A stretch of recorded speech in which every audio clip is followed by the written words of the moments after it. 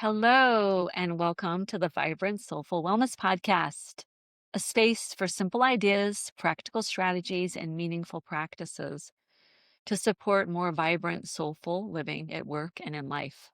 I'm your host, Annie Barrett. For over 25 years, I've guided individuals, groups, and workplaces toward greater well being and fulfillment, drawing on coaching, lifestyle medicine, habit change science, mindfulness, Ayurveda, and yoga. Each episode offers grounded, accessible reflections, information, tools you can actually use without adding more to an already full life. I'm really glad you're here. And in today's episode, I want to talk about one of the hats that I wear, coaching, health and wellness coaching. I want to talk about the approach that I take to coaching, why coaching can be so helpful for so many individuals, and also how coaching differs from therapy. And I feel like this is an important topic because there are more and more people who are looking for some way of moving forward, looking for how to break free from patterns they've had that have kept them in a particular place, doing the same thing.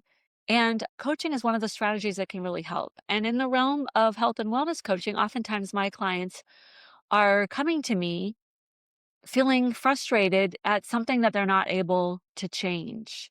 Maybe it's a health marker, or maybe it's a pattern around stress or anxiety. Can you help me find some strategies around that? And so I just want to, first of all, acknowledge, and in the previous two podcasts, I've talked about this, how frustrating habit change can feel, right? Something we want to do. We want to break free from something and do something different. And it's really hard because old habits have a lot of momentum and it can be hard to change. And one of the trainings that I have engaged in is a model for understanding why humans operate. It's called the Internal Family Systems Model, or IFS for short. And this particular training has offered me additional tools in my work as a coach. So I want to just share a little bit about how I'm using this model and how it's helping my clients move forward. So internal family systems, kind of in plain language. Basically, we often think of ourselves as one voice. I think, I see, I feel. But IFS offers a different idea that actually we're not just one voice, we're a system. We might call this multiplicity. We might say, part of me wants to go out and go with on Friday night, but another part of me is really tired, would rather just stay home and have a quiet evening. So that's just a really simple example of one part of me wants to do this thing, another part of me really wants to stay back and not do that. And of course, this plays out in all kinds of things. Part of me really wants to look for a new job, but another part of me feels really comfortable in this old job and I'm kind of afraid to make any changes. Part of me would really like to try a new workout. In my podcast, I've been sharing about how part of me really wants to learn to weight train. Another part of me feels really comfortable and intimidated by trying something new.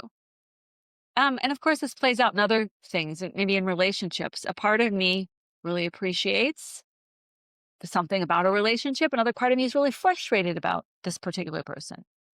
And in coaching, we honor all our parts. As they say in IFS, there are no bad parts. We honor all parts and we try to figure out and learn and understand our internal system. We recognize that change, whether it's changing a habit, changing a job, change happens through understanding, not through force. And we do this through learning how to access what we might call self energy, self with a capital S, which is this feeling of being in our core and our center. Self energy is that part of us that has some clarity, that has some curiosity about ourselves, the different parts, the different voices in us. Self energy includes getting in touch with the part of us that's clear, the part of us that's curious about the world, curious about who we are, our own innate creativity, the part of us that's compassionate, feeling compassionate, a sense of care for ourselves, a care for others, part of us that's confident and grounded and connected. And the way this plays out is when I work with clients who are able to get in touch with this self energy, from that place, we can begin to look, oh, okay, these are different parts of me that are operating. Oh, I've got a part of me who really wants to manage the situation, take charge, and sometimes overfunctions. Another part of me is kind of anxious and doesn't want to rock the boat. Another part of me gets really frustrated, and sometimes she raises her voice. She gets really upset. And there's a part of me who just sometimes wants to numb out and wants to play video games or scroll through social media or, those kinds of things. So, how can this support habit change? Well, for one, we understand, oh, there's different parts that have different voices. Sometimes they're polarizing. One part wants to change, other part doesn't want to change. And when we understand that and we go, oh, okay, let me understand this part that doesn't want to change. Let me see if I can befriend this part and understand where they're coming from. Oh, it's coming from kind of an older part of me where one time I tried something new and it was really hard. Anyway, we get to know that part. And when we do this, this reduces the inner conflict. Rather than seeing all these parts fighting, there can be understanding, we can have dialogue with the different parts of us. What does this do over time? Well, it builds trust. Trust in self with a capital S, trust in our system, and it encourages being able to pace things. Maybe making a big change isn't going to happen overnight, but we can take small steps towards change. And when we can articulate small steps towards change, this also supports nervous system regulation, being able to come back to a place of being steady on the inside. This maybe happens through breath work. It might happen through movement. It might just happen through really pausing and getting kind of quiet and clear. But this model of IFS, through it, we actually do support regulating the nervous system, because when there's understanding on the inside, we feel more steady. Understanding offers steadiness. What does this look like in practice? Well, it looks like meeting with someone and exploring, what are the habits that you have in your life, good, bad, or otherwise? What are these habits doing for you? How are they serving you? How are they maybe not serving you? And starting to identify patterns. We all have protective patterns. We like to stay safe. And maybe some of the patterns that you have, some of the habits that you have, you've been keeping them because they feel safe. And we start to look at them and understand that. And if we want to make a change, we figure out how we can make change that feels sustainable, that feels safe. And coaching always supports choice. The person who comes to the coaching session, that person is in the driver's seat. As a coach, I'm there to be alongside them, to help them see the map, so to speak, map out and plan where they want to go. And over time, this kind of a support can really help a person lead from self. Again, that self with a capital S, lead from a place of calm, curiosity, connectedness, clarity, groundedness, confidence, right? And I found that this is fitting naturally with all of the other modalities that I've been working with for a long time. Mindfulness, for example, IFS, internal family systems theory, and mindfulness really work hand in hand. I'm also always looking to employ understandings around human flourishing, human potential, which are rooted in positive psychology. And then this blends, of course, with the tools that I draw on from lifestyle medicine and Ayurveda and yoga. Strategies that are science informed and deeply human, really grounded in who humans are and accessible and practical. So I just wanted to offer you an overview of how the internal family systems theory can support those who are looking for coaching for health and wellness goal setting.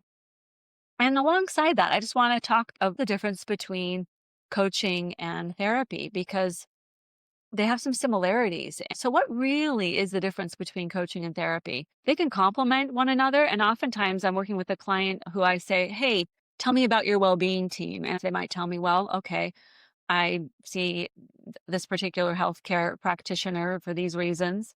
and I'm also seeing a therapist, and you're a coach. And I go, okay, well, that's great. It's great to have a well-being team of lots of different people that you're working with and that are helping you in the direction of your flourishing. So to ask what's the difference between therapy and coaching? Well, people often go to a therapy when they want to work with an expert who is trained in trauma and in dysregulation. So a therapist will help work with someone who's experienced trauma and has dysregulation in their nervous system in their life. And a therapist is trained to help that person heal past wounds, process that trauma. Oftentimes, a person who goes to a therapist may have or may be looking to have a mental health diagnosis, such as OCD or anxiety or depression. And a therapist is trained to work with mental health diagnoses and to help a person gain strategies for dealing with those. A therapist will also help a person strengthen that person's internal container and have access to some of those qualities of self that I just mentioned: calm, clarity, confidence. People will go to a therapist, especially because there's something in their past that is holding them back, that isn't resolved, that kind of trauma or a particular pattern that they keep tripping up against, anxiety or depression. And that's great. We so need therapists. So I'm so happy that so many people are open to therapy and getting that kind of mental health support. Coaching can live alongside that. Coaching is moving in the direction of taking a person towards growth and flourishing. So when someone is languishing and being pulled back in their life, therapy is really good for that. Coaching is, I want to move in the direction of growth and flourishing. And that's what coaching does. Coaching is rooted in positive psychology, rooted in human potential. A coach can help a person clarify what their operating system is, their status quo. What are the protective strategies, the habits, the patterns that they have? What are the perspectives that they carry? And how are they keeping them where they are? And a coach can really help a person step into understanding habits and look towards habit change and well-being. A coach will help a person connect with what is their deeper purpose? What makes you come alive? What does integrity and sitting in a place of deep personal truth and authenticity feel like? What are your values? And what does forward movement aligned with your values look like? Let's envision that. Let's take you in that direction. The kind of coaching I do will help you connect to that self energy, that curiosity, that sense of building confidence and taking courageous next steps so that you can live your life from a place of self leadership in your daily life, in your work life, and build self-led accountability where you can be accountable to yourself. So you can see some of those differentiations. Coaching is future oriented. It's not to say that a therapist can't also point you in the direction of your future, but coaching is particularly future oriented, rooted in positive psychology, focused on helping you build your strengths, your capacity and possibility, and designed to help you live well now and into the future, not necessarily to heal the past. So I hope that those distinctions are helpful for you. And if you're interested in learning more about internal family system informed health and wellness coaching, or dialoguing more, whether a coach would be something that you'd be interested in, I welcome you to think about that.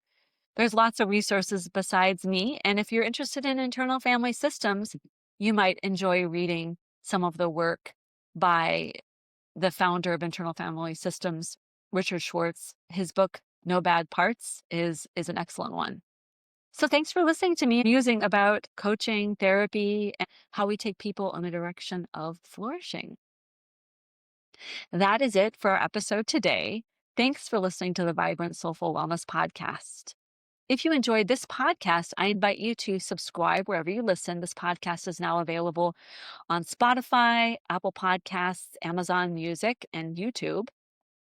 And to stay connected, visit vibrantsoulful.com where you can join my weekly newsletter, find links to these episodes, and explore additional resources to support your well-being. Thanks for being here, and I'll see you next time.